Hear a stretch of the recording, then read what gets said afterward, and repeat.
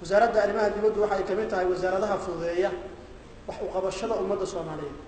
annagu waxaan nahay dhalinyaro Soomaaliyeed jiil cusub oo fiirinaya dawlad iyo qarannimo la yiri waa midii ugu wanaagsanay taariikhda inta wixii ka dambeeyay burburkii Soomaaliya waxaa jirta gabar ka tirsan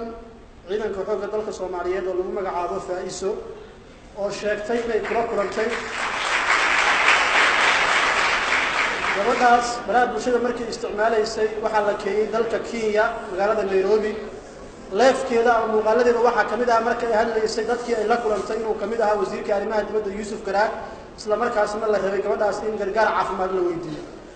si lamid ah sidaas ayaa madaxweynaha habeenaad waxa arintaas uga hadlay wiilku hadlayay gobolka Banaadir xaruntiisa waxaan rabaa wasiir maxaa gabadhaas arinteedii laga qabtay hadda Nairobi ayay joogtaa mas'ala fududeeyo dalabkeedii ah dalka Jarmalka in loo qaado anigoo xafiiska ra'iisul wasaaraha kali oo hawl kale u tagay ayaa meesha lagu baray ayadoo wheelchair ku jirta meeshaas ku wada hadalnay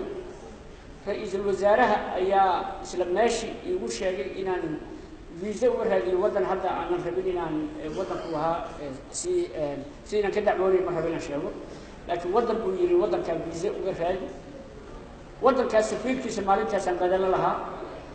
marka la qadayo waa hordhiga kiiski xujooyin kale way hordhigan inay isa jawaab doonaan way ii sheegeen arrintii hore inay si qaadin mar iyo laba kale oo aan dib uga lahayn marka gabadhaasna waa gabar Soomaaliyeed oo wadaniyad ah oo dhibaataysan wasaaradda ayna ka tirsan tahay tan iska xoogay ka tirsan tahay waxay ka tirsan tahay maqan xooggan marayna sama waxay taasoo wasaaradda difaaca hoos maanaysa ra'iisul wasaarihi baa u ordayay